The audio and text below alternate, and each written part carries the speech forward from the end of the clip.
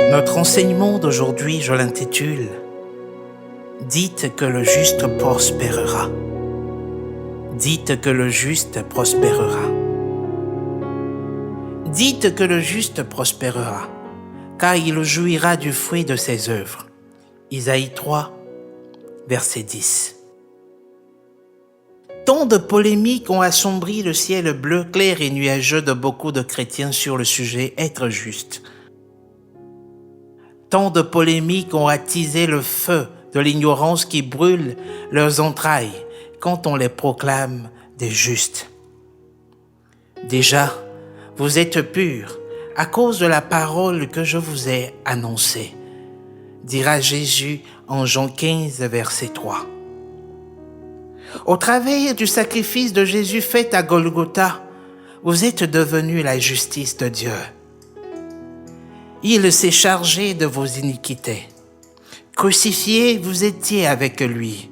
Mort, vous étiez avec lui. Ressuscité, vous êtes ressuscité avec lui, afin que vous puissiez marcher dans une nouveauté de vie. Plus encore, vous devenez purs, sanctifiés au contact d'un enseignement bien nourri par la parole de Dieu. Vous êtes nés de Dieu au travers de votre adoption.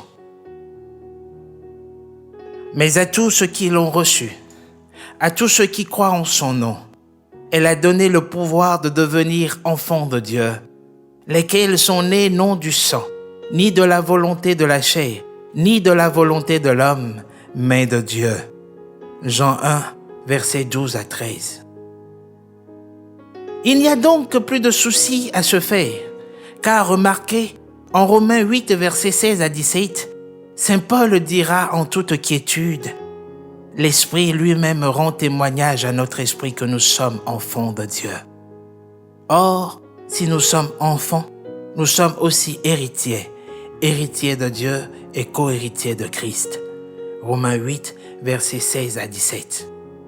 Par conséquent, la Bible dira en 1 Corinthiens 3, verset 21, que tout est à vous.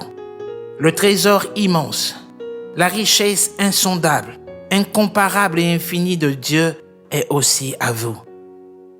Si vous fonctionnez avec cette mentalité, vous serez toujours en haut et dans la surabondance.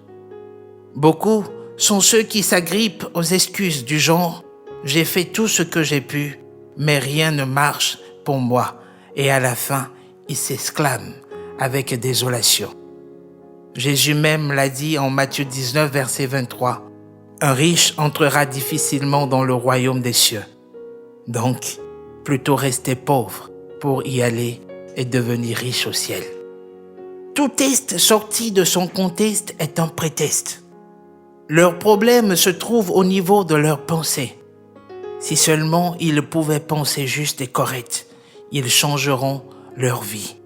Car la loi de la vie, c'est la loi de la foi. Il vous sera fait selon votre foi. Dieu ne vous a pas créé pour souffrir et lutter toute la vie.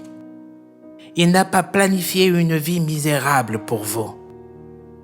Sa parole, en plus de vous montrer sa volonté, ses rêves pour votre vie, révèle également votre héritage en Christ. Ne vous conformez pas au siècle présent, marqué par les excuses, la peur, le doute, les maladies, l'assurance et la foi dans les biens matériels, les titres reçus en sacrifiant et en piétinant les autres pour réussir, mais soyez transformés par le renouvellement de votre intelligence. Car vous connaissez la grâce de notre Seigneur Jésus-Christ, qui pour vous s'est fait pauvre, de riche qu'il était, afin que par sa pauvreté, vous fussiez enrichis. 2 Corinthiens 8, verset 9. Changez votre façon de penser, votre conscience, et cela paraîtra dans votre langage. Croire en quelque chose, c'est l'accepter comme vrai. Et tout ce que vous acceptez mentalement et sentez être vrai va se réaliser pour vous. Dites que le juste prospérera. Au reste, frères, que tout ce qui est vrai, tout ce qui est honorable, tout ce qui est juste, tout ce qui est pur, tout ce qui est aimable, tout ce qui mérite l'approbation, tout ce qui est vertueux et digne de louange, soit l'objet de vos pensées.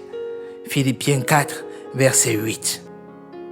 Pensez prospérité, vivez prospérité, parlez prospérité, déclarez prospérité, soyez prospérité, car l'Éternel est avec vous et la prospérité vous accompagne.